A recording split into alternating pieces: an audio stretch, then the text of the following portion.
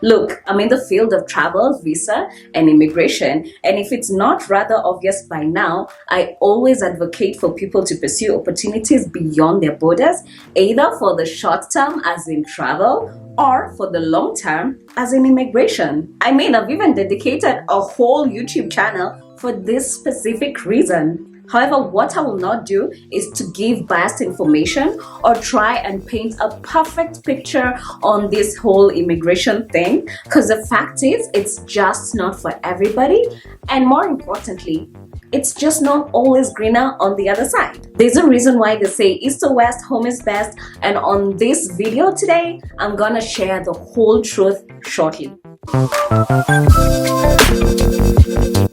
Hello there and welcome to the Visa Nerd. My name is Anne. I'm the creator of this platform, so I guess you can call me Anne, the Visa Nerd. Through this channel, I share content about travel, visa, and immigration related topics. So if you're curious or you find that interesting, be sure to subscribe and turn on the notification bell so that you don't miss out on any information that I have coming your way. There are so many false perceptions out there.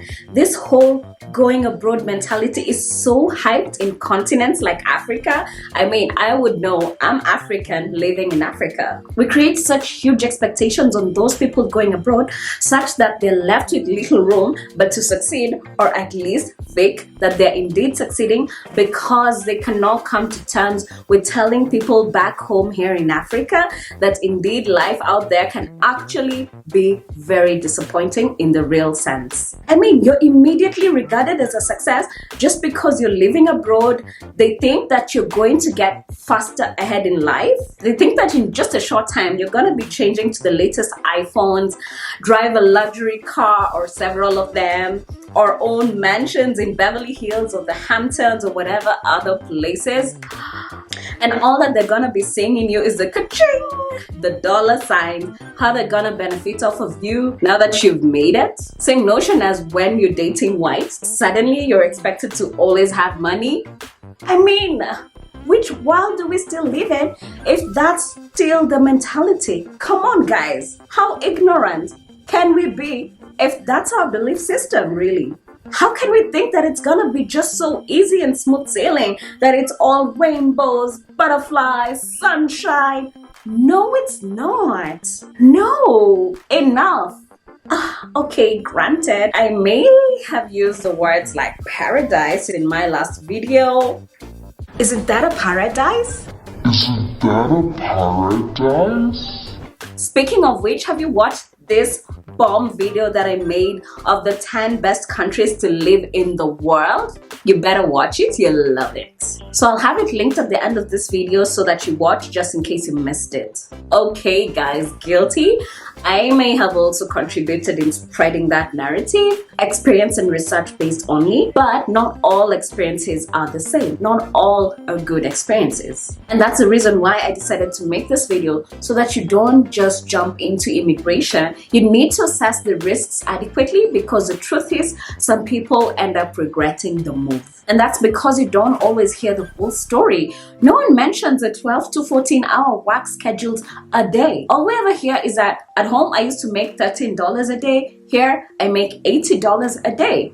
But how about the living standards? Have you factored that in? The fact that it's actually a whole lot more expensive living there as compared to here back in Africa, in your home country? Because in my opinion, I feel like they cancel out. And let me not even get started on just how vulnerable you will be as an immigrant before you actually get your citizenship, and sometimes even after. We need to let people hear the whole story. We don't want to be the ones that spread a one-sided narrative of fantasy of how great it is to live abroad and not mention the negatives. This is exactly the reason why I'm making this video, to share the real case scenarios of being in an actual immigrant's shoe. These are the negative sides of immigration. First of all, human trafficking. Are you looking to migrate? Well, guess what?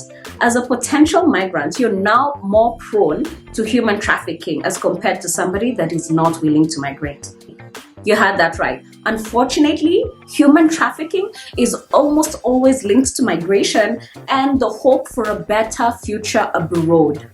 Victims are usually given false promises of getting a well-paying job abroad, being given permanent residency and citizenship in one way or another, only to be deceived, and they end up in either forced prostitution, forced labor, or modern slavery. Victims are usually targeted and recruited in the form of being given help, either to get that citizenship or a chance in getting crazy amounts of money that is too good to be true, or they come in the false pretense of a legit company, a friend, or even a lover. And these situations are actually more common in cases where there has been improper channels used to achieve the travel, the visa, or the immigration. And you know why? It's because now you're cornered. You're bound to get in trouble with the law because of the improper way that you got into the border. So it's a little bit difficult for you to seek protection from the law, and yet you use the dubious way to end up in that country. And another common situation is especially if you end up in countries that do not really protect foreigners' rights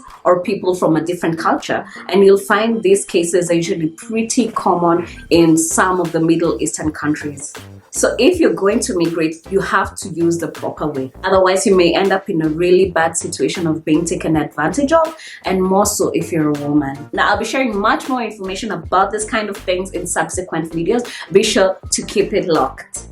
Number 2, racism, colorism, and other forms of discrimination. Fact is, as long as you've lived your entire life in Africa, you've never really experienced the true meaning of racism and discrimination. If you're about to be an immigrant, better brace yourself, because you're in for an ugly and utterly shocking reality that racism is so real. You will without a doubt experience it, as well as colorism and many other sorts of disgusting discrimination, not just for being black, but also for being African. The worst thing is that you will not only experience it from people from other races, but also from people within your race as well. Not all, but some of them will, and it's on the basis that, unlike you, they were not born in Africa, they have not lived in a shithole country, and therefore they feel that they're better than you, which is so sad. And the truth is, you may always feel like an outsider because you'll always be asked where you're from, irrespective of how many years you've been there, or even if you were actually born there, you're still bound to be asked where are you originally from, or your descendants, where are they from? And bless their heart, they ask that in a good way. It's just that for you, it's always going to be a constant reminder that you actually don't belong, you're actually not from there, so you're an outsider. Even if you get your citizenship and all that, you're still never really gonna be them, you know that. And can you imagine being black,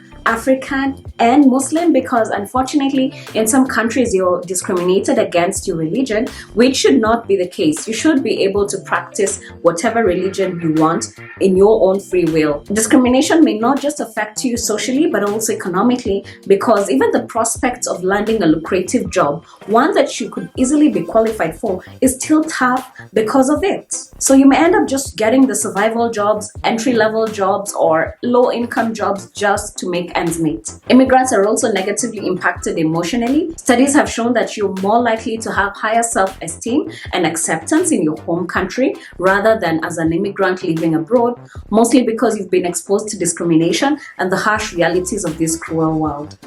On to number 3, anti-immigration policies. However much a country tries to project itself as open, tolerant, friendly, you can always tell the undertone that obviously exists not far beyond the surface. You've witnessed controls on immigration being overly emphasized over the years, and this is an obvious indication that the world is now turning against immigration. Some countries are heavily against immigration. Other countries don't want to accept immigrants as new citizens, even though they are now qualified as a citizen of that country, having lived there for so many years.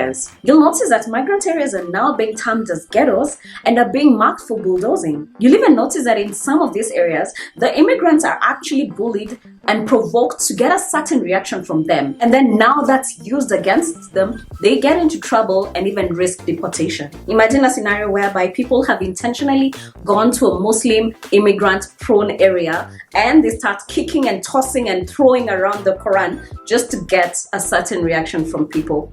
Not right. Not right. When did it ever get to this? And furthermore, in some of those countries, their own government is actually giving great monetary incentive to immigrants who are willing to go back home as long as they don't come back. These governments even go further ahead and ban Muslims from wearing the hijab, you know, the headscarves that women tie around their face and shoulders, and even the ankia, which I believe is the face scarf, you know, the one that they tie around their face such that it's only the eyes that are seen, they're banned from wearing it. Aren't these the same democratic countries that are supposed to have freedom of speech, freedom of religion, and freedom of dressing? Nowadays, immigrants, and I'm not even just talking about permanent residents, I mean even immigrants who have citizenship in a foreign country are still living in a fear that one day, one policy is going to be effected and have their citizenship revoked and they're forced to go back to the country. That's how they're living in fear, that one day they're going to be evicted from those countries, despite being a good, outstanding, and law-abiding citizen, that one day they may just be forced to go back to the country. In fact, we're slowly seeing the trends of now countries not giving permanent residency, rather keep renewing the temporary permanent residence, such that if it's temporary, one day will come and, you know, you'll be told to go back. And that reduces the chances of immigrants staying in that country permanently. If you're an immigrant and you're watching this video, you better hang on to your original citizenship of birth, because at this rate, the way I'm predicting things going, I think it may one day come to that. And you know what? If it ever does, come back home. At least you know that you'll always be desired and wanted back in your home country. It's always gonna be your true home. Number 4, loneliness. Nothing ever prepares you for the isolation and the loneliness that you will feel as an immigrant in a foreign country. And more so if you don't have your friends there, you don't have your family there. And you'll notice that the first world countries tend to be more individualistic rather than collective. And coming from, let's say, Africa, you come from a culture that is social, that is very community driven, and very socially inclined. I mean, it's so normal here in Africa to just walk around the streets and then people, random strangers, are either maybe just saying hi or, you know, just maybe even sharing a few exchanges. It's pretty normal here. It's the norm, actually. And in Europe especially, I dare you, I dare you, say hi to people. Just say to anybody on the street that you don't know.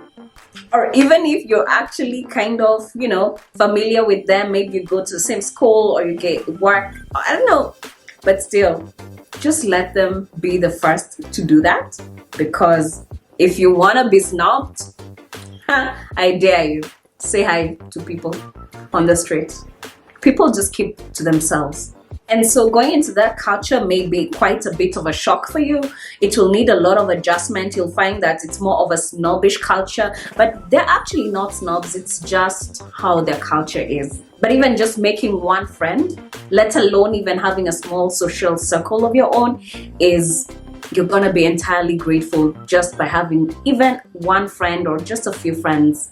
It's harder there to make friends than here. And on top of that, remember, there you're different. So people may not necessarily get you when you talk, and others may not necessarily understand your perceptions due to cultural differences. You'll struggle to get acceptance and appreciation. You'll struggle to fit in. Nobody will understand your African jokes or your African memes. And you'll really miss connecting on that African level. As a result of this, so many people tend to get socially depressed. You'll be drawn to a whole new love and appreciation for your country and your continent and your country's men. You'll be prone to being homesick, and you'll have this void that you'd want to fill. And most of them actually try to overcompensate by calling home and spending a lot of hours on telephone connecting with their loved ones back at home. On to number 5, the weather. Most of these countries that people tend to migrate to tend to have winter. And who likes winter? I know I don't. I'm a total sunny bunny. And winters are just dull, gloomy, boring, no much activities happening. And people tend to be in isolation. They keep to themselves even further. And others even get winter depression. As an immigrant, you will have to have a lot of adjustment in order to cope with your new environment. Number 6 is a debt trap. I don't know about your country in Africa, but as for mine, the credit score is not such a significant thing as it is out there. I know in some of these countries people tend to migrate to, your credit score tends to be everything. And when immigrants go to those countries and they find that it's so easy to get a mortgage, to get loans, to get credit cards, and even pay items on installments, they fall prey to this, and from the onset, you're heavily indebted with all this debt. So the extravagant purchases that they made early on end up impacting their life even in their future. Number 7, excessive punishment. Without a doubt, immigrants especially need to always err on the side of caution, and especially when they're in a foreign country. If you ever find yourself in any legal trouble, don't be surprised if you face excessive or exaggerated punishment. Even just light misconducts could easily spiral into something huge, and you end up either being denied rights, detained, or even deported back to your home country. So always err on the side of caution.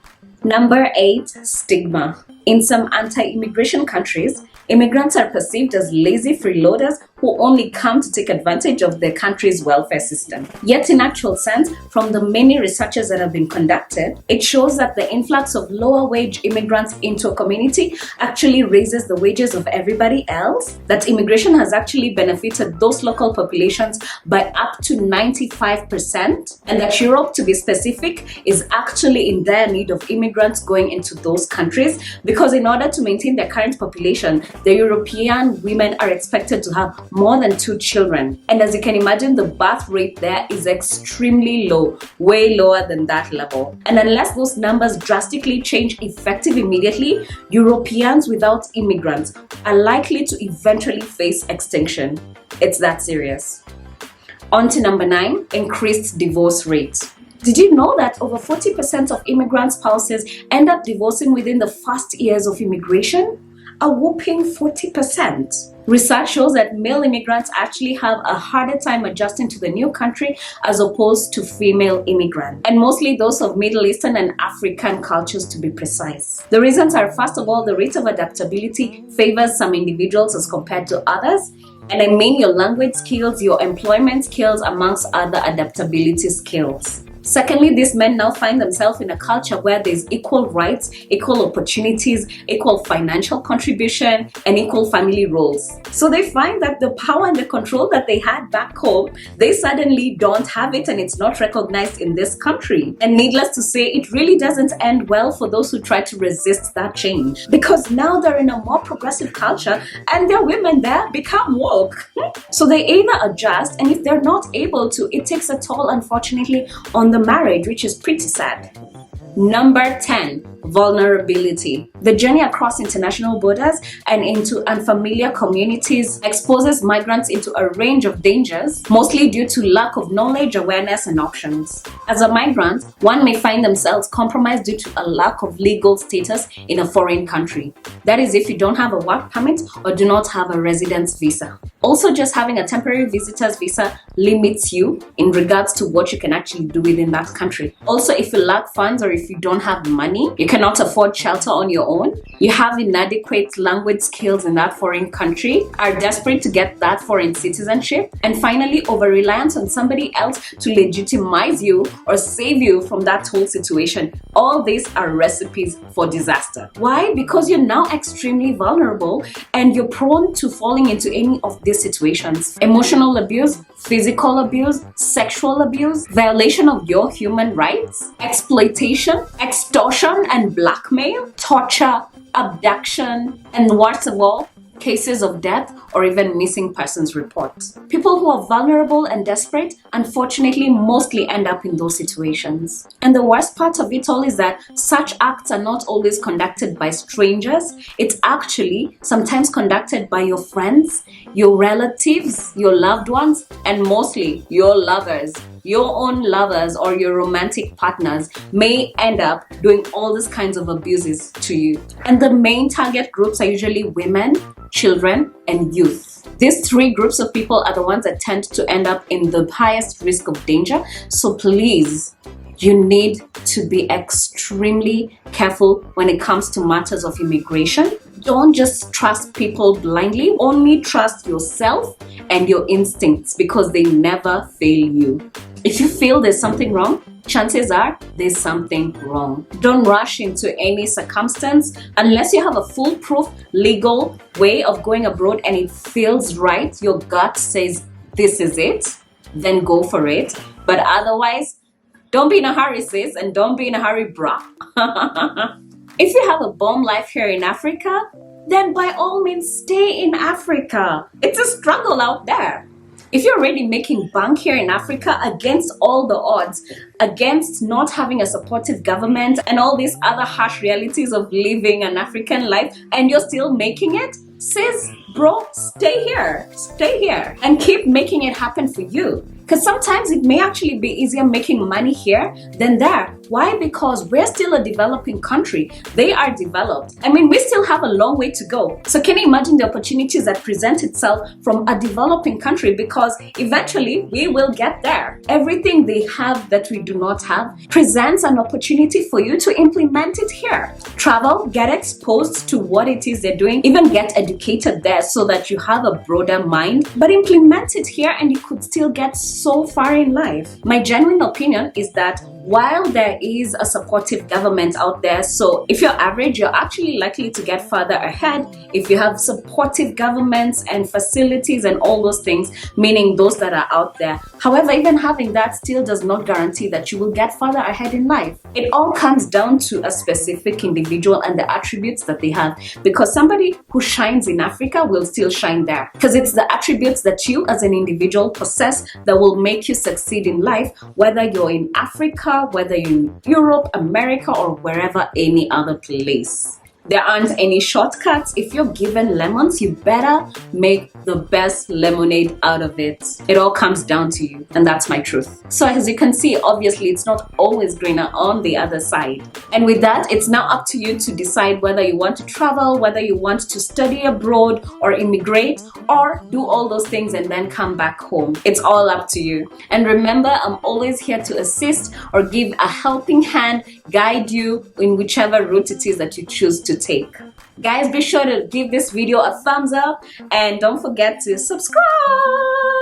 Thank you. Bye.